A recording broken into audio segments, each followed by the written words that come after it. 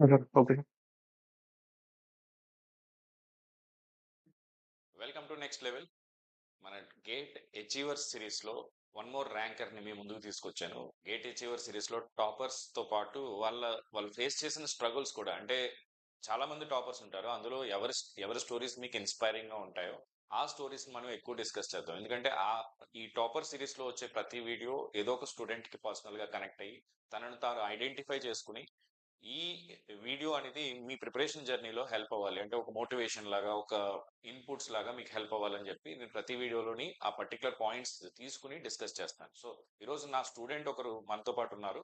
Sai is my student from past 3 years. He cracked the GATE multiple times. Last year before 2023లో తనకి 183 rank వచ్చింది. ఈ year కూడా 200+ rank వచ్చింది. And he's working in one organization. తను ఒక ఆర్గనైజేషన్ లో వర్క్ చేస్తున్నాడు కాబట్టి తన వీడియో ఆన్ చేయట్లేదు. తను కి కొన్ని ప్రైవసీ ఇష్యూస్ ఉండడం వల్ల. బట్ మనకి ఈ వీడియోలో చాలా అద్భుతమైన, అంటే డ్రాప్ తీసుకుని మీరు గేట్ ప్రిపేర్ అవుతున్నప్పుడు ఫేస్ చేసే ఇష్యూస్. తను ఫైనల్ ఇయర్ లో ఉన్నప్పుడు 3000 ర్యాంక్ వస్తే డ్రాప్ తీసుకుని 1 year ఛాలెంజింగ్ గా తీసుకుని గేట్ ప్రిపేర్ అయ్యి బిలో 200 ర్యాంక్ కొట్టాడు. సో ఈ ఇయర్ తన గేట్ స్కోర్ వ్యాలిడిటీ అయిపోయింది కాబట్టి ఒకసారి చెక్ చేసుకోవడానికి మళ్ళీ రాశాడు. అంటే తను జర్నీలో ఏమేమి సబ్జెక్ట్స్ ఎలా ప్రిపేర్ అయ్యాడు, నెక్స్ట్ మీకు డ్రాప్ తీసుకుని ఉండేప్పుడు ప్రెజర్, మీరు తీసుకోవాల్సిన కేర్, ఇవన్నీ కూడా మనం మంచిగా ఈ వీడియోలో డిస్కస్ చేద్దాం. Sai, welcome to next level, welcome to the session. I'm very happy and hearty congratulations for achieving what you are doing right now. Thank you very much Sai. హుహు. సార్. Thank you sir. స్టూడెంట్స్‌ని guide చేయడం నాకు కూడా చాలా ఆనందంగా ఉంది. మీ వోడు స్టూడెంట్‌గా డెఫినైట్‌లీ మీరెంత స్టూడెంట్స్‌కి ఇంత హెల్ప్ చేస్తున్నారు కాబట్టి డెఫినైట్‌లీ నేను కూడా స్టూడెంట్స్‌కి ఫ్రీ గైడెన్స్ ఇద్దామని చెప్పి డిసైడ్ అయ్యాను మీతో పాటు. ఓకే. సో ఈ ఇయర్ ర్యాంక్ ఎంత వచ్చిందమ్మా నీకు? 200. నేను ఇప్పుడే చెప్పావు, నేను మర్చిపోయాను. 21 200 sir. 216 sir. Rank 216, score 779. Marks అమ్మా. 61.67. సో 61 మార్క్స్ కి తనకి 216 ర్యాంక్ వచ్చింది. అంటే మీరు అంటే నేను ఎప్పుడు చెప్పేది, గేట్ లో మనం ఈసీ ఎలక్ట్రికల్ అయితే 60 to 65 మార్క్స్ మీకు వస్తే నార్మల్ మోడరేట్ పేపర్ లో, ఒక్కొక్కసారి పేపర్ టఫ్ ఉన్నప్పుడు 70 మార్క్స్ వచ్చినా రాకపోవచ్చు, అది వేరే విషయం. సో మోడరేట్ పేపర్ లో నార్మల్లీ 60-65 మార్క్స్ మీకు వస్తే మీరు ఖచ్చితంగా టాప్ 300 లో ఉంటారు. దాంతో పాటు మంచి ఐఐటిలో సీట్ వస్తుంది, లేదా పిఎస్యు కూడా మీకు రావడానికి ఛాన్సెస్ చాలా ఎక్కువ ఉన్నాయి. సో సాయి, ఇప్పుడు నువ్వు ఫైనల్ ఇయర్ లో ఉన్నప్పుడు నీ గేట్ ర్యాంక్ ఒక 3000 వచ్చింది. ఇంప్రూవ్మెంట్ కోసం ఆ, మళ్ళీ రాసావు. 1 year డ్రాప్ తీసుకుని ప్రిపేర్ అయినప్పుడు, జనరల్ గా ఏంటంటే డ్రాప్ తీసుకుని ప్రిపేర్ అయినప్పుడు చాలా ప్రెజర్ ఉంటుంది. ఆ ప్రెజర్ ని ఎలా ఫేస్ చేసావు? నీకు కూడా అలాంటి ప్రెజర్ సిచ్యువేషన్స్ ఎదురయ్యాయా? అంటే మన చుట్టుపక్కల ఉన్న వాళ్ళందరూ సెటిల్ అయిపోతారు, లేదా 1 year వేస్ట్ అయిపోతుంది అనే మాట చాలా మంది మన తెలుగులో ఎక్కువ వింటా ఉంటాం. 1 year వేస్ట్ అంటూ ఏముంది, 1 year మన మీద మనం ఇన్వెస్ట్ చేసుకుంటున్నాం, మన బెటర్మెంట్ కోసం. సో నీ ఎక్స్పీరియన్స్ ఏంటి? ఆ 1 year ఎలా స్ట్రగుల్ ఫేస్ చేసావు? మంచి క్వెషన్ అడిగారు సార్. జనరల్‌గా డ్రాపర్స్ కరెక్ట్‌గా నేను కూడా నార్మల్ ప్రైవేట్ కాలేజ్ నుంచే బీటెక్ చదివాను. సో లాస్ట్ ఇయర్ ఫైనల్ ఇయర్‌లో 2022లో ఐఐటీ ఖరగ్‌పూర్ గేట్ కండక్ట్ చేసింది. అప్పుడు నేను గేట్ రాసినప్పుడు కొంచెం కష్టంగానే అనిపించింది. 3000 ర్యాంక్ అయితే వచ్చింది. అంటే నేను అబ్జర్వ్ చేశానప్పుడు. సో అక్యురసీ అంటే అప్పుడు కొన్ని easy subjects network, digital, signal control subjects, maths, aptitude గాని లేకపోతే అనలాగ్ సర్క్యూట్స్. ఈ సబ్జెక్ట్స్ మంచిగా ప్రిపేర్ అయినా సరే మనకి ఒక 500 బిలో ర్యాంక్ అయితే కన్ఫర్మ్‌గా వస్తుందని చెప్పి నేను 2022లోనే అబ్జర్వ్ చేశాను. అప్పుడు ఆ సబ్జెక్ట్‌లు కొంచెం ఈజీగా వచ్చాయి. కమ్యూనికేషన్ గాని లేకపోతే కొన్ని సబ్జెక్టులు కష్టంగా వచ్చాయి. సో ఆ సబ్జెక్టులు వదిలేసినా సరే బేసిక్ సబ్జెక్ట్స్ ప్రిపేర్ అయ్యి మనకి మంచి ర్యాంక్ తెచ్చుకోవచ్చు అని చెప్పి నాకు అనిపించింది అప్పుడు. అందుకే నేను సెలెక్ట్ ఫిక్స్ అయిపోయాను. డ్రాప్ తీసుకోవాలి. డ్రాప్ తీసుకున్నప్పుడు ఏమైందంటే డెఫినెట్‌లీ చాలా మంది క్వెషన్ చేశారు. నీకు ఇంత 3000 ర్యాంక్ వచ్చింది. నీకు గ్యారంటీ ఏంటి? ర్యాంక్ వస్తుంది గ్యారంటీ ఏంటి? సో ఫ్యామిలీ సపోర్ట్ అయితే మంచిగా ఉంది నాకు. అంటే అప్పుడు గేట్ రాసేవాళ్ళు కూడా తక్కువే అప్పుడు. మీకు చెప్తున్నాను, ఇప్పుడు గేట్ నేను రాసినప్పుడు 46,000 మంది అటెంప్ట్ చేశారు గేట్. ఓకే. 46,000 మంది అటెంప్ట్ చేస్తే డెఫినెట్‌లీ మనకి కాంపిటీషన్ ఇప్పుడుతో పోలిస్తే అప్పుడు తక్కువే ఉంది. అవును. ఇప్పుడు రిసోర్సెస్ కూడా మనకి ఆన్‌లైన్ రిసోర్సెస్ కూడా చాలా తక్కువే ఉన్నాయి మనకి. ఈఎంఎఫ్‌టి కమ్యూనికేషన్‌కి గాని చాలా తక్కువ రిసోర్సెస్ ఉన్నాయి. సో అప్పుడు నేను అనుకున్నాను సార్ ఆన్‌లైన్, ఆఫ్‌లైన్ చెప్పి కన్‌ఫ్యూజ్ అయ్యాను ఫస్ట్ డ్రాప్ ఇయర్ అప్పుడు. సో ఆన్‌లైన్ కోచింగే తీసుకున్నాను. కానీ కొంచెం ఫస్ట్ ఇయర్‌లో ఏంటంటే ఎవరు మనకి సౌత్ నుంచి వచ్చాం కాబట్టి ఎవరు సపోర్ట్ చేసేవాళ్ళు లేరు. అన్ని హిందీ కోర్సులు గాని, లేకపోతే వేరే లాంగ్వేజ్ కోర్సులు ఉంటాయి మనకి. సో అప్పుడు మనకి అంత సపోర్ట్ చేసేవాళ్ళు ఎవరు లేరు. కానీ సెల్ఫ్‌గా కొంచెం చాలా స్ట్రగుల్ అయ్యాను స్టార్టింగ్‌లో. కానీ స్టార్టింగ్ నెట్వర్క్‌తో స్టార్ట్ చేశాను మీ కోర్స్ నుంచే. సో ఆ తర్వాత డిజిటల్ ఒక సబ్జెక్ట్ సీక్వెన్స్ ఫాలో అయ్యా. Network, digital, signal control, analog, EDC, communication, ఆ మధ్యలో ఆప్టిట్యూడ్ మ్యాథ్స్ కూడా కలిపే చేశాను. సో డెఫినెట్‌లీ నేను జూన్‌లో స్టార్ట్ చేశాను. జూన్ 2022లో స్టార్ట్ చేశాను. సో నాకు 8 మంత్సే టైమ్ ఉంది. సో 8 మంత్స్‌లో డెఫినైట్‌లీ చుట్టుపక్కల వాళ్ళు అంటూ ఉంటారు. డ్రాప్ తీసుకోవడం ఏంది 3000 ర్యాంక్ సెటిల్ అయిపోవచ్చు కదా! ఎన్ఐటీ వస్తుంది. కానీ మనకు కావాల్సిందేంటంటే ఒక పిఎస్‌యు జాబ్ లేకపోతే ఐఐఎస్‌సి బెంగుళూరు కావాలి. సో, ఆ ర్యాంక్ మనం డ్రాప్ తీసుకోవాల్సిందే. సో, ఆ డ్రాప్ తీసుకున్నప్పుడు ప్రెషర్ అయితే ఉంది. కానీ వస్తుందా రాదా? మనకి డౌట్ ఒక్కోసారి. టెస్ట్ సిరీస్‌లో మార్కులు తక్కువొచ్చినప్పుడు డౌట్ మనకు వస్తుందా రాదా? లేదా పేరెంట్స్ అడుగుతూ ఉంటారు. నువ్వెలా చదువుతున్నావు? నీకు ఎంతొస్తుంది ఈసారి? ఈసారి రాకపోతే నువ్వేం చేస్తావు? పేరెంట్స్ కూడా కొంచెం నెగెటివ్‌గా తీసుకున్నారు. నువ్వు మళ్ళీ తీసుకున్నావు డ్రాప్ మళ్ళీ ఒకసారి డ్రాప్ చేస్తున్నావు. నీకు గ్యారంటీ ఏంటి? మధ్య మధ్యలో వాళ్ళు కూడా అడుగుతూ ఉండేవారు. సో, మెంటల్‌గా కొంచెం స్ట్రగుల్ అయితే అయ్యాను కానీ రిజల్ట్ వచ్చాక మటుకు అందరూ కామ్ అయిపోయారు. 183 ర్యాంక్ వచ్చింది లాస్ట్‌లో. మాక్ టెస్ట్‌లో కూడా పెర్ఫార్మన్స్ నాది బానే ఉంది. 60-65 మార్క్స్ నాకు మాక్ టెస్ట్‌లోనే వచ్చాయి. సో, ఇంక ఫిక్స్ అయిపోయాను. డెఫినైట్‌లీ నేను ఒక 20 మార్క్స్ రాసానప్పుడు ఫుల్ లెంగ్త్. సో, అన్ని మాక్ టెస్ట్‌లో నాకు 60-65 మార్క్స్ వచ్చేవి.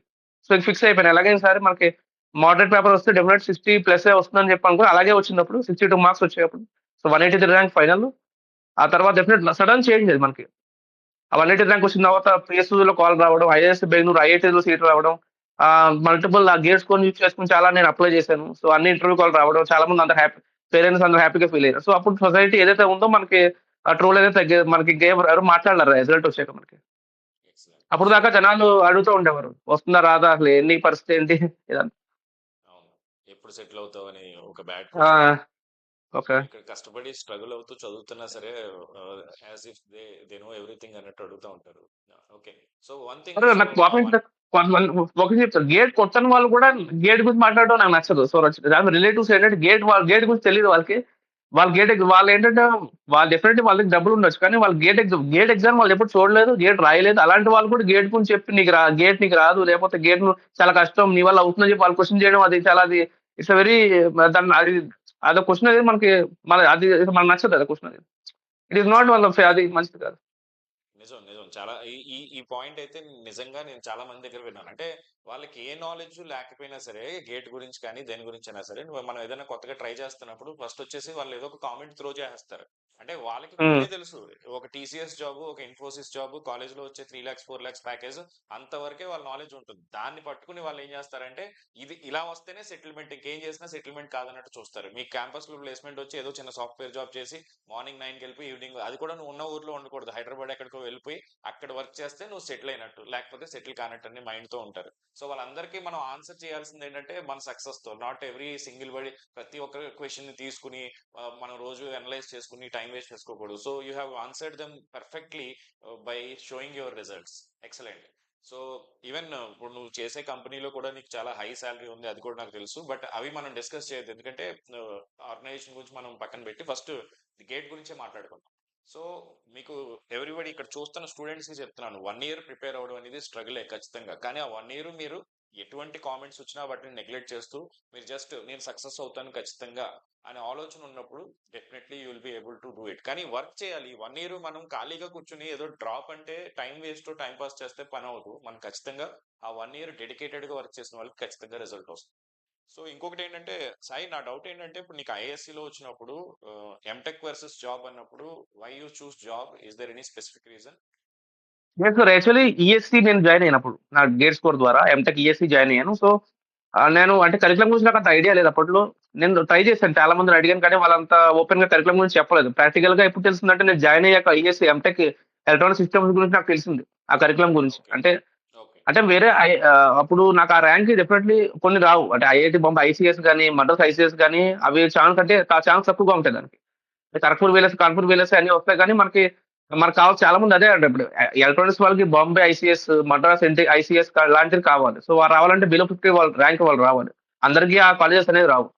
సో, అందుకే నేను ఇంటర్వ్యూ ఇచ్చాను. ఐఐఎస్‌సి బెంగుళూరులో ఈఎస్‌సి జాయిన్ అయ్యాను. ఆ తర్వాత డెఫినెట్‌లీ ఇంకెందుకో అంటే ఫస్ట్ 3 మంత్స్ చదివానక్కడ. ఫస్ట్ 3 మంత్స్ మిడ్ ఎగ్జామ్ కూడా రాసాను.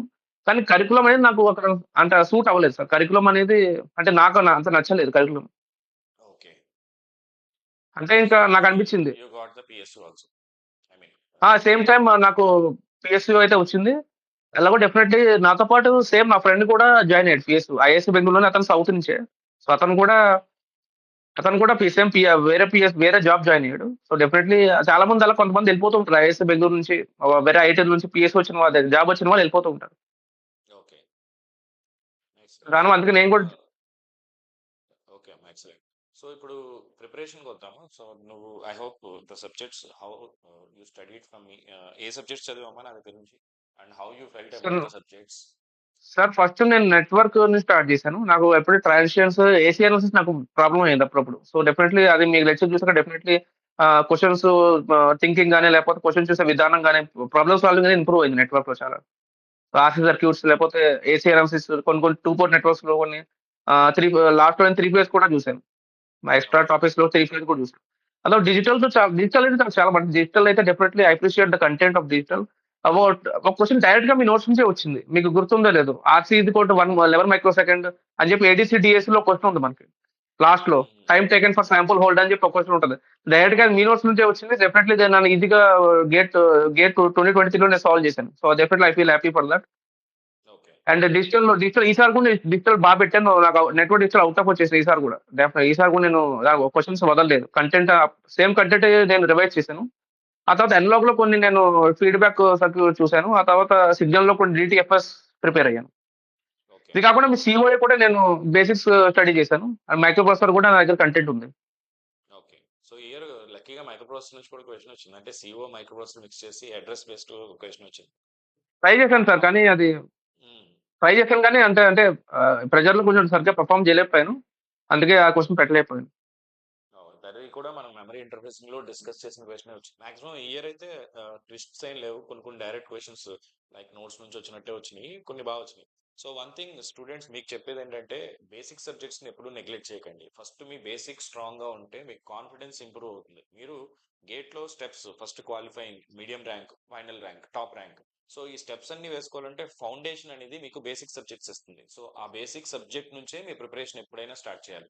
మీరు ఒకవేళ ఎలక్ట్రికల్ ఈసీ అయితే నేను 100% చెప్తాను, నెట్వర్క్ ఎనాలిసిస్ నుంచి మీ ప్రిపరేషన్ స్టార్ట్ చేయండి. సిగ్నల్స్ తో కూడా చేయొచ్చు, మ్యాథ్స్ కూడా చేయొచ్చు, కానీ నెట్వర్క్స్ రాకుండా మీరు మిగతా సబ్జెక్ట్స్ ఏవి అండర్స్టాండ్. ఇప్పుడు ఎన్లాగ్ ఉందా, ఎన్లాగ్ లో 50% మీరు నెట్వర్క్స్ అనాలిసిస్ బాగా చేస్తే ఆటోమేటిక్ గా మీ బేసిక్ నెట్వర్క్స్ తో చేసేయచ్చు ఎన్లాగ్ ఈజీగా. అంటే ఒకసారి ఆ ట్రాన్సిస్టర్ సర్క్యూట్ ని ఈక్వలెంట్ మోడల్ లో మనం కన్వర్ట్ చేయడం అర్థమైతే ఆ తర్వాత it's a network problem. So that is what I want to say. Next ఇప్పుడు మనకి ఈసీలో ఈసీ స్టూడెంట్స్ కి స్ట్రాటజీ పాయింట్ ఆఫ్ వ్యూ, ఇప్పుడు ఈ 60+ మార్క్స్ రావడం కోసం నువ్వు ఇప్పుడు జస్ట్ రివైజ్ చేసి ఈజీగా క్రాక్ చేసావు కదా. సో ఏ ఆ! సార్. సబ్జెక్ట్స్ ని వాళ్ళు సీరియస్ గా తీసుకోవాలంటే స్కోరింగ్ కి నేను కొంచెం ఈడీసీ ఒకటి, ఈఎంఎఫ్టీ ఒకటి, కమ్యూనికేషన్స్ కి వాళ్ళు కొంచెం స్ట్రగుల్ అవుతా ఉంటారు. వాటికి ప్రాపర్ స్ట్రాటజీ, నీ సజెషన్ ఏంటి? సరే సార్. ఫస్ట్ నేను చెప్తానేంటంటే ఇప్పుడు బేస్ సబ్జెక్ట్స్ అయిపోయి 6 సబ్జెక్ట్స్ మీరు చెప్పారు అయిపోయినాయి. ఆ తర్వాత మనకు 4 సబ్జెక్ట్స్ ఉంటాయి. ఈడీసీ, అవును. Analogue circuits, communication system and మనకి ఆహ్, ఈఎంఎఫ్టీ కూడా ఉంది. యాక్చువల్లీ ఇప్పుడు కంటెంట్ చూసుకుంటే డెఫినెట్ 3 ఇయర్స్ తర్వాత మన లేటెస్ట్ కంటెంట్ చాలా మనకి డిఫరెంట్ అకాడమీస్‌లో గాని లేటెస్ట్ కంటెంట్ వాళ్ళు చాలా మంది ఫ్రీ కంటెంట్ వదులుతున్నారు. సో నేను ఫస్ట్ స్ట్రాటజీ నేను ఈడీసీకి ఇద్దాం అనుకుంటున్నాను. ఈడీసీ ఈసారి గేట్‌లో అంటే కొంచెం అన్‌ప్రెడిక్టబుల్ క్వెషన్స్ కూడా వచ్చాయి ఈసారి. కొంచెం 2 క్వెషన్స్ ఈజీగానే వచ్చాయి. ఈడీసీ ఫస్ట్ మనం బేసిక్ సెమీకండక్టర్స్ నుంచి స్టార్ట్ అవ్వాల్సి ఉంటది. బేసిక్స్ అంటే డోపింగ్ గాని, సెమీ కండక్టర్స్ లేకపోతే ఎనర్జీ బ్యాండ్ డయాగ్రామ్స్. సో మనం ఇక్కడ నుంచి అవును. స్టార్ట్ చేస్తే డెఫినెట్‌లీ మనం ఈ ఎనర్జీ బ్యాండ్ డయాగ్రామ్స్ అర్థమవుతేనే మనం మాస్ కెపాసిటీలోకి వెళ్ళగలం. సో డెఫినెట్‌లీ అది అతను బీజేటీ గాని మన పీఎన్ జంక్షన్ పీఎన్ జంక్షన్ ఎలా ఫార్మ్ అవుతుంది? డెఫినెట్‌లీ ఆ డయాగ్రామ్స్ ఎలా మనం గీయాలి? లేకపోతే ఆహ్, నాన్ యూనిఫార్మ్ డోపింగ్ ఎలా ఉంటుంది? ఎలా వస్తుంది? డెఫినెట్‌లీ మాస్ కెపాసిటర్ అంటే డిఫరెంట్ రీజన్స్ ఉంటాయి మాస్ కెపాసిటర్‌లో. పైగా నెక్స్ట్ అతను మాస్ కెపాసిటర్ అయిపోయాక ఈ ఈ మధ్య నేను చూస్తున్నాను ఈ ఫోటో ఎల్ఈడీ, ఫోటో డయోడ్ దీని మీద కూడా క్వెషన్‌లు వస్తున్నాయి. దీన్ని కూడా మనం ఓకే. ఈసారి సీరియస్‌గానే ప్రిపేర్ అవ్వాలి. ఆ! ఒక చిన్న ఇంటరప్షన్. ఎందుకంటే ఆప్టిక్స్ ఆ! అనేవి కరెంట్ డేస్ లో చాలా ఇంపార్టెంట్ అయినాయి. ఎందుకంటే మన విఎల్ఎస్ఏ సెమీకండక్టర్ ఇండస్ట్రీలో హై స్పీడ్ డేటా ట్రాన్స్ఫర్ కి ఆప్టిక్స్ అనేది చాలా ఇంపార్టెంట్ రోల్ ప్లే చేస్తున్నాయి కరెంట్ టెక్నాలజీస్ లో. అందుకనే ఎప్పుడైనా సరే గేట్ లో ఏం చేస్తారంటే ఏదైనా సబ్జెక్ట్ లో క్వశ్చన్స్ ఇచ్చినప్పుడు కరెంట్ ఇండస్ట్రీకి రిలేటెడ్ గా, ఇప్పుడు డిజిటల్ సర్క్యూట్స్ ఉంది, ఏడీసీ డిఏసీ లేకుండా మనకి ఏ డివైస్ ఉండదు కదా. మనం మాట్లాడేదంతా అనలాగ్, ప్రాసెసింగ్ అంతా డిజిటల్, కన్వర్టర్ అయితే ఖచ్చితంగా కావాలి. సో దాన్ని ఎన్హాన్స్ అవుతా ఉంటుంది. దాంట్లో ఎఫిషియన్సీ ఇంప్రూవ్ అవుతా ఉంటుంది, ఇంకా వర్క్స్ జరుగుతూ ఉంటాయి. సో అలా కరెంట్ ట్రెండింగ్ వర్క్ ఏదైతే ఉంటుందో దాని మీద ఎప్పుడు క్వశ్చన్స్ వస్తానే ఉంటాయి. అందుకే ఎక్కువ డేటా కన్వర్టర్స్ నుంచి క్వశ్చన్ కంపల్సరీ ఉంటూ ఉంటుంది మాక్సిమం కేసెస్ లో మన డిజిటల్లో. అలాగే ఈడీసీలో కూడా ఇప్పుడు కరెంట్ టెక్నాలజీకి రిలేటెడ్ గా క్వశ్చన్స్ రావడానికి ఎప్పుడు ఛాన్స్ ఉంటుంది. Please continue. అదే మాత్రం ఇది అందుకే ఇప్పుడు ఆప్టిక్స్ స్పెషల్ డయోడ్స్ నుంచి క్వెషన్స్ అయితే మనకు 2024లో కూడా మంచి క్వెషన్ వచ్చింది ఈడీసీ నుంచి. చాలా మంది ఎవరు పెట్టలేకపోయారు. సో ఈసారి కూడా కాంట్రోవర్షియల్ అంటే అది ఎల్ఈడీ ఎమిట్ చేస్తుందా లేదా అనేది ఆ క్వెషన్ వచ్చింది. Multi MSQ. అది కూడా కొంచెం మంచి ఓకే. క్వెషనే. సో డెఫినెట్లీ ఆ ఫోటో డైరెక్టర్ సీరియస్‌గా తీసుకోవాల్సి ఉంటుంది మనం ఈడీసీలో. ఆ తర్వాత డెఫినెట్లీ మ మెయిన్‌గా ఇప్పుడు ఈడీసీలో మాస్ కెపాసిటీ కొంచెం కష్టంగా ఉంటుంది. డయాగ్రామ్స్ ఎనర్జీ బ్యాండ్ డయాగ్రామ్స్ గీయడం, లేపోతే మనం థ్రెషోల్డ్ వోల్టేజ్ ఫైండ్ ఔట్ చేయడం, అవన్నీ కొంచెం కష్టంగా ఉంటాయి ఈడీసీ అయితే. సో మనం బేసిక్స్ నుంచి స్టార్ట్ చేసుకుంటే డెఫినెట్లీ అది ఈజీగానే మనకి అయిపోతుంది ఈడీసీ అయితే. ఓకే. ఎక్సలెంట్. ఇప్పుడు నెక్స్ట్ కమ్యూనికేషన్ నేను చెప్దాం అనుకున్నా. కమ్యూనికేషన్ చాలా మంది వదిలేస్తారు. సో వదిలేయకుండా మనం ఫస్ట్ మనం అనలాగ్ కమ్యూనికేషన్‌తో స్టార్ట్ చేయాలి. హ్మ్. అంటే first analog communication signals 4 8 series basics. 4 8 series basics ఆ తర్వాత analog communication, amplitude modulation, DSBSC, frequency modulation ఎవరైనా సాల్వ్ చేయగలరు. డెఫినెట్‌లీ దాంట్లో ఈజీగా మనకి ఎవరైనా సాల్వ్ చేయగలరు. జనరేషన్, డీమోడ్యులేషన్ ఆఫ్ ఇవన్నీ ఉంటాయి. Amplitude modulation, DSBSC, FM, analog modulation. So అవి మనకి ప్రిపేర్ అవ్వాల్సి ఉంటుంది. ఆ తర్వాత రాండమ్ వేరియబుల్స్ కూడా కొంతవరకు మనం సాల్వ్ చేయొచ్చు. Types of random variables, next మనకి ట్రాన్స్‌ఫర్మేషన్ ఆఫ్ రాండమ్ వేరియబుల్స్ అని చాలా ఇంపార్టెంట్ కాన్సెప్ట్ ఇది.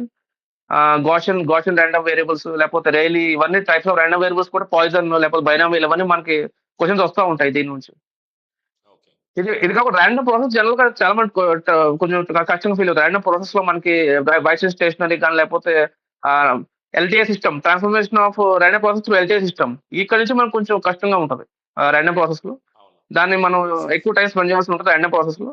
ఆ తర్వాత పీసీఎం డిజిటల్ కమ్యూనికేషన్‌కొస్తే స్టార్టింగ్ మనకొచ్చే సాంప్లింగ్ థియరమ్. హ్మ్. సో సాంప్లింగ్ థియరమ్ అది కొంచెం క్వెషన్స్ వస్తా ఉంటాయి. దానిలో పీసీఎం, డీఎం ఈ 2 పీసీఎం, డీఎం ఈజీ ఎవరైనా చేసేయగలరు. PCM pulse code modulation, delta modulation questions ఎవరైనా చేయగలరు. సో అందులో మనకి క్వాంటైజేషన్ నాయిస్ పవర్ ఆ క్వెషన్స్ అయితే మనకొస్తాయి. ఎస్ఎన్ఆర్ ఫైండ్ ఔట్ చేయడం. ఆ క్వెషన్స్ అనేవి ఎవ్రీ ఇయర్ మనకు వస్తూనే ఉంటాయి. అది అందులో ఫార్ములాస్ ఉంటాయి. దాన్ని మనం ఒక ఇచ్చిన ఆహ్, దిగ పీడీఎఫ్‌ని అనలైజ్ చేసి మనం దాన్ని ఎస్ఎన్ఆర్ ఫైండ్ ఔట్ చేయాల్సి ఉంటది. సో అది కూడా ఇంపార్టెంట్ కాన్సెప్టే. సో ఇది పీసీఎం, డీఎం ఇక్కడితో మనకి పీసీఎం, డీఎం, ఏడీఎం ఇక్కడితో మనకి ప బ్యా బేస్ బ్యాండ్ మోడ్యులేషన్ అయితే అయింది. ప్రాబ్లమ్ వచ్చేది band pass modulation. So QPSK, ASK, FSK, BPSK ఇవన్నీ మనకి దానికి ఎక్కువ టైమ్ స్పెండ్ చేయాల్సి ఉంటది. అది కొంచెం టఫ్‌గా ఉంటది. ఓకే. నైస్. తర్వా సో ఆ తర్వాత ఆ యాహ్! తర్వాత ఇంకో కాన్సెప్ట్ ఇన్ఫర్మేషన్ థియరీ. సో ఈ కోడింగ్. అందులో కూడా మనకి ఈ మధ్య క్వెషన్స్ వస్తూనే ఉన్నాయి. ఇన్ఫర్మేషన్ థియరీ అండ్ కోడింగ్‌లో కూడా. సో ఈసారి కూడా హామింగ్ కోడ్‌లో క్వెషన్ వచ్చింది. దానికి అందరూ కన్‌ఫ్యూజ్ అయ్యారు. ఆ నోటేషన్ 741 నోటేషన్ అనేది జనరల్‌గా అది ఎప్పుడు ఇవ్వలేదు మనకి. 7, 4, 1 అది కొత్త నోటేషన్. సో డెఫినెట్‌లీ దాన్ని మనం దాన్ని యూజ్ చేయాలి నోటేషన్‌ని. సో 7 హామింగ్ కోడ్ అనేది 2, 3, 4 ఇయర్స్ నుంచి ఆ హామింగ్ కోడ్ వస్తూనే ఉంది. So okay. దాన్ని కూడా మనం కోడింగ్ ఇన్ఫర్మేషన్ థియరీకి సీరియస్‌గా ఇన్ఫర్మేషన్ థియరీ ఫార్ములా బేస్డే మనం అది ఈజీ కాన్సెప్టే అది. ఎంట్రోపీ ఫైండ్ ఔట్ చేయడం లేకపోతే షానన్ ఫాన్ కోడింగ్ ఇవన్నీ మనకి అవును. ఈ ఆల్రెడీ క్వెషన్ మల్టిపుల్ టైమ్స్ ఆహ్, అపియర్డ్ ఇన్ గేట్ ఎగ్జామ్. ఆ! ఈ కోడింగ్ క్వెషన్ కూడా 2, 3 ఇయర్స్ నుంచి కామన్‌గా వస్తూనే ఉంది మనకి. సో డెఫినెట్‌లీ అది కూడా ప్రిపేర్ అవ్వాల్సి ఉంటది. మరి డివైడ్ చేసుకోవాలి. మనకి ఎక్కడ ఈజీగా ఉంది కమ్యూనికేషన్‌లో. సో దాని మీద ఫోకస్ చేయాల్సి ఉంటది. హ్మ్. So lastly ఈఎంఎఫ్‌టి? ఈఎంఎఫ్‌టి కూడా ఫస్ట్ మనం బేసిక్స్ నుంచి కోఆర్డినేట్ సిస్టమ్, వెక్టర్ కాలిక్యులస్ ఈ 2 మనం పర్ఫెక్ట్‌గా మనం అనలైజ్ చేయాల్సి ఉంటది. ఈ 2 కూడా. ఆ తర్వాత ఈఎం వేవ్స్ మనకి నార్మల్ ఇన్సిడెంట్స్ వరకు మనకి ఈజీగానే ఉంటది.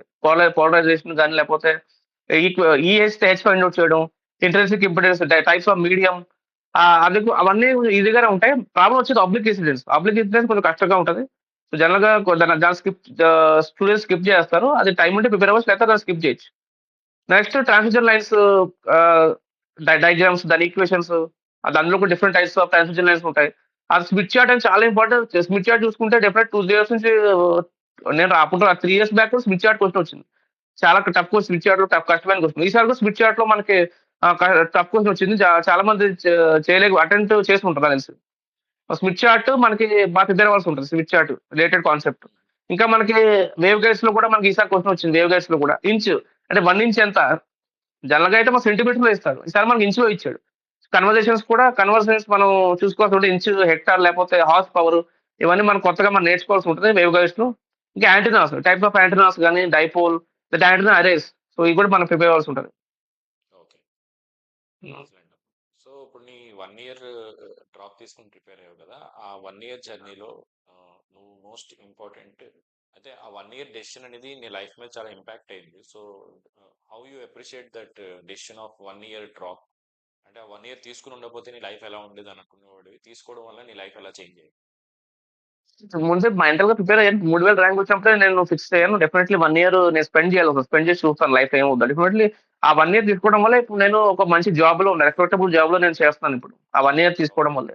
సో, ఒక ఫ్యామిలీ కూడా హ్యాపీగా ఉంది. డెఫినైట్‌లీ ఫైనాన్షియల్లీ ఫ్యామిలీకి హెల్ప్ చేస్తున్నాను. ఆ 1 ఇయర్ తీసుకోవడం వల్ల.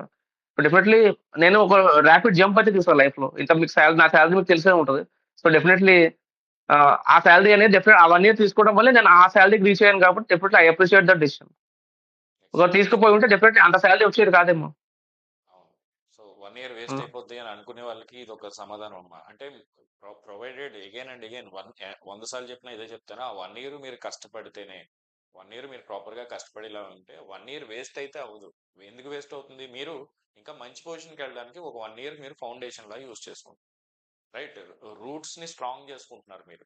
సో మనం ఎప్పుడు డైరెక్ట్ గా రిజల్ట్ వచ్చే పార్టే చూడకూడదు కదా. మనకి మంచి రిజల్ట్ రావడం కోసం 1 ఇయర్ ఖర్చు పెడుతున్నామని అనుకోండి. It's like a investment on your self, investing your time on your self for betterment.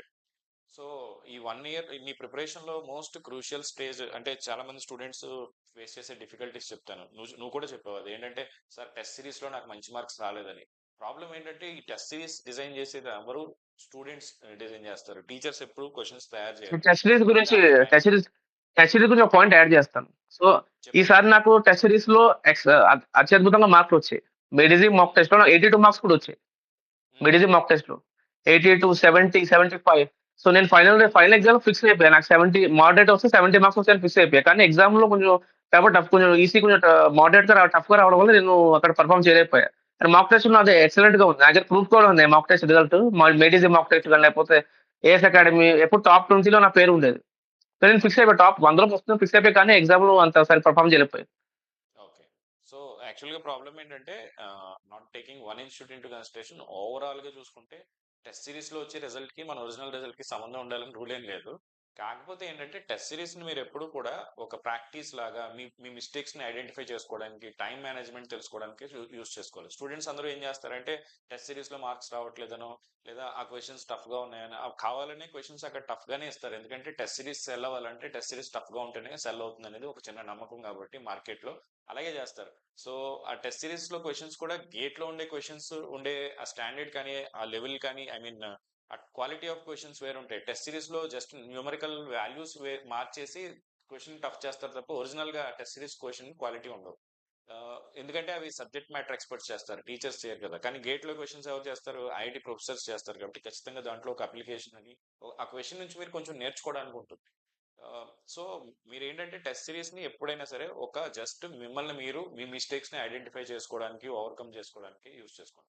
So final గా లాస్ట్ క్వశ్చన్ ఏంటంటే ఇంపార్టెంట్ సాయి పాయింట్స్ మీరు ఇంపార్టెంట్ పాయింట్స్ ఇంపార్టెంట్ పాయింట్స్ కొన్ని యాడ్ చేద్దాం అనుకున్నా. సో, చెప్పమ్మా. కాంట్రోవర్సీ‌లోకి వెళ్ళిపోవడం. ఇంపార్టెంట్ పాయింట్స్ జనరల్‌గా యూట్యూబ్ నుంచి ప్రిపేర్ అయ్యేవారు నేను చెప్తాను వాళ్ళకి. వాళ్ళు కాంట్రోవర్సీ‌కి వెళ్ళిపోతారు. ఈ అకాడమీ బాగుంది. లేకపోతే అక్కడి నుంచి ఎక్కువ ర్యాంకులు వస్తున్నాయి. లేకపోతే ఈ కంటెంట్ వాళ్ళ ఫ్యాకల్టీ బాగుంది. లేకపోతే వాళ్ళు ఎక్కువ చెప్తున్నారు కంటెంట్. 200 గంటలు చెప్తున్నారు వాళ్ళు. వాళ్ళు ఎక్కువ చెప్తున్నారు. లేకపోతే ఆహ్, వాళ్ళేంటంటే ఈసారి ఎమోషనల్ బ్యాక్‌గ్రౌండ్ ఎక్కువైపోయింది. నేను చూసాను కదా! ఎమోషనల్‌గా వాళ్ళు అట్రాక్ట్ అవును. చేద్దామని చెప్పి చూస్తున్నారు. సో, డెఫినైట్‌లీ అది ఈసారి చాలా అది ఎక్కువైపోయింది అకాడమీస్‌లో. మా దగ్గర ఇన్ని ర్యాంకులు వచ్చాయి. మేము ఇన్ని ర్యాంకులు తెచ్చాము. లేకపోతే మా మా కంటెంట్ ఇంత బాగుంది అని చెప్పి వాళ్ళు సెల్ చేస్తామని చూస్తారు. దానికి అట్రాక్ట్ అవ్వకుండా డెఫినెట్‌లీ మీ ప్రిపరేషన్ మీద ఫోకస్ చేయండి. జనరల్‌గా ఇప్పుడు కాంట్రోవర్సీ జరుగుతుంది. ఈసీ ఫస్ట్ ర్యాంకర్‌కి 96 మార్క్స్ వచ్చాయేమో జనాలు అంటూ ఉంటారు. సో, డెఫినెట్‌లీ మీ ప్రిపరేషన్ మీద ఫోకస్ చేయండి. Don't focus on controversy. This is my s. Suggestion to the new aspirant. కొత్త వాళ్ళు ప్రిపేర్ అయ్యే వాళ్ళు డెఫినెట్‌లీ ఆ గ్రూప్స్‌లో జనరల్‌గా గ్రూప్స్‌లో కూడా అదే టెలిగ్రామ్ గ్రూప్స్ చాలా మంది చూస్తా ఉంటారు. ఆ మెసేజ్ చదవడం, 100 మెసేజ్‌లో చదవడం ఇర్రెస్పెక్టివ్ ఆ ప్రిపరేషన్ హెల్ప్‌ఫుల్ కాదది డెఫినెట్‌లీ. అవును. That will ruin your preparation. మీరు 1 ఇయర్ తర్వాత డెఫినెట్‌లీ మీరు ఫీల్ అవుతారు. మీరు ప్రిపేర్ అయితే బాగుండేదేమో అని చెప్పి మీరు డెఫినెట్‌లీ మీరు ఆలోచిస్తారు అలాగా. So, definitely please don't focus on controversy. Focus on your content, hard work and మీ టెస్ట్ సిరీస్ మీద ఫోకస్ చేయండి. పర్చేజ్ 2 టెస్ట్ సిరీస్ తీసుకుంటే సరిపోతుంది. 2 టెస్ట్ సిరీస్ ఏదైనా ఒక 2 అవును. టాప్ టెస్ట్ సిరీస్ తీసుకోండి. సిల్లీ మిస్టేక్స్ ఐడెంటిఫై చేసుకోండి. రెక్టిఫై చేసుకోండి. Definitely revise number of times. Revision అనేది చాలా ఇంపార్టెంట్ గేట్‌లో. So, revise n number of excellent. Times. This is my advice to the fellow aspirants. Excellent. ఒక పాయింట్ నేను కూడా చెప్తాను ఏంటంటే, ఈ ఇదేంటంటే స్టూడెంట్స్ మీరు ఒక 20 ఈ ఏజ్ లో ఉన్నప్పుడు ఏంటంటే, మనం జనరల్ గా వర్షిప్పింగ్ ఎక్కువ ఉంటుంది కదా. మనకి మూవీస్ లో మనకు ఒక హీరో నచ్చిన ఏమీ సంబంధం లేని హీరోని కూడా ఇష్టపడతారు. దానికోసం ఇంకొక హీరో గురించి గొడవ పడతారు. ఇది మన నేచర్, మనకి ఆటోమేటిక్ గా ఇది సొసైటీలో ఉండిపోయింది. ఇదే విధంగా ఈ దీన్నే చాలా మంది క్యాష్ చేసుకుంటారు. ఎలా అంటే 2 ఇన్‌స్టిట్యూట్స్ కొట్టుకుంటూ ఉంటాయి. వాళ్ళిద్దరికీ ఒరిజినల్‌గా ప్రాబ్లమ్స్ ఏమి ఉండవు. కానీ మీ ముందు కొట్టుకుంటారంతే. తర్వాత వాళ్ళు కలిసి కూడా మీరు కొంచెం హిస్టరీకి వెళ్లి చెక్ చేసుకోండి. ఇలాంటివి చాలా జరిగినాయి. వాళ్ళు మీ ముందు కొట్టుకోవడం, తర్వాత వాళ్ళందరూ కలిసి ఒకే ఇన్‌స్టిట్యూట్‌లో వర్క్ చేయడం ఇవన్నీ జరుగుతా ఉంటాయి. అవన్నీ ఏంటంటే మనకు అవసరం లేని పని. మనకేంటి మనకు చదువు కావాలి. వాళ్ళు ఏం చేసుకుంటూ వాళ్ళ పర్సనల్ లైఫ్ కానీ వాళ్ళు ఒకరినొకరు కొట్టుకోవడం, ఆ టీచర్ మంచి, ఈ టీచర్ చదువు ఎవరు బాగా చెప్పినా అది ఏ ప్లాట్‌ఫార్మ్ అయినా నేర్చుకోండి. సబ్జెక్ట్ నేర్చుకోండి తప్ప పర్సనల్‌గా వాళ్ళు ఏం చేస్తున్నారు, వీళ్ళు ఏం చేస్తున్నారు ఇలాంటి వాటి మీద మీ టైం వేస్ట్ చేసుకోకండి. ఇది చాలా ఇంపార్టెంట్ పాయింట్. ఎందుకంటే ఒకరేదో ఒక కాంట్రవర్సీ చేస్తారు. ఇంకొకళ్ళు వచ్చి దాన్ని సపోర్ట్ చేస్తారు. ఇలా ఈ గొడవలను చూసి వీళ్ళిద్దరు పెద్ద స్టార్స్ వాళ్ళందరూ పెద్ద ఐకాన్స్ అంటే ఇలా చాలా పెద్ద పర్సన్స్ అని మనకి ఆ పర్సెప్షన్ క్రియేట్ చేయడం కోసమే ఆ గొడవలు చేసుకుంటూ ఉంటారు. అవన్నీ వేస్ట్ ఆఫ్ టైం. చదువు మాత్రమే నేర్చుకోండి. మీకు ఎవరు వాల్యుబుల్ ఇన్ఫర్మేషన్ ఇస్తే వాళ్ళని ఫాలో అవ్వండి. ఎవరు చదువు బాగా చెప్తే అతను మనిషి వాళ్ళు ఏం చేస్తున్నారు అనేది కాదు, మనకి అక్కడ నుంచి చదువు వస్తుందా లేదా. ఇంకొకటి ఏంటంటే 10 ప్లాట్ఫామ్స్ తిరిగి 10 చోట్ల 10 క్లాసులు చూడకండి. ఒకే సబ్జెక్ట్ మీరు 10 సార్లు చూడడం వల్ల ఉపయోగం ఏమి ఉండదు. మీ టైం అన్నిటికంటే వాల్యుబుల్ గుర్తుపెట్టుకోండి. ఏదైతే మీకు పనికొస్తుందో దాన్నే యూస్ చేసుకోండి. ఈ ఈ క్లాస్ నాకు ఈ వీడియో వింటే నాకు పనికొస్తుంది, ఆ వీడియో వినండి. లేదా ఈ క్లాస్ వింటే నాకు ఎగ్జామ్ పనికొస్తుంది, ఆ క్లాస్ వినండి. అదే సబ్జెక్ట్ 10 మంది చెప్తుంటే 10 మంది దగ్గర చెక్ చేసి ఎవరు బాగా చెప్తున్నారు అని అనాలిసిస్ చేసుకుంటూ మీ టైం వేస్ట్ చేసుకోకండి. ఏ ఇన్స్టిట్యూట్ లో ఏం జరుగుతుంది, ప్రతి ఒక్కరికి స్టూడెంట్స్ కావాలి, ప్రతి ఒక్కరు వాళ్ళ స్టైల్లో వాళ్ళ స్టైల్లో వాళ్ళు చేస్తూ ఉంటారు. అవన్నీ పట్టించుకుని మెయిన్ ఎడ్టెక్స్ ప్లాట్ఫామ్స్ ఇవన్నీ వచ్చేసిన తర్వాత ఈ ఎమోషనల్ గేమింగ్ ఇవన్నీ ఎక్కువైపోయినాయి. అవన్నీ మీరు వాటిల్లోకి దూరకండి. మీ మీ కెరీర్ అనేది ప్రపంచంలో అందరికంటే మీకే ఎక్కువ ఇంపార్టెంట్. సో వాళ్ళకి ఒక 1000 మందిలో మీరు ఒకరు, మీరు ఒక్కరే ఒకరు కదా. సో మీ లైఫ్ మీరు చూసుకోండి, మిగతా వాళ్ళ గురించి పట్టించుకోకండి. So lastly Sai, I want to ask you one thing.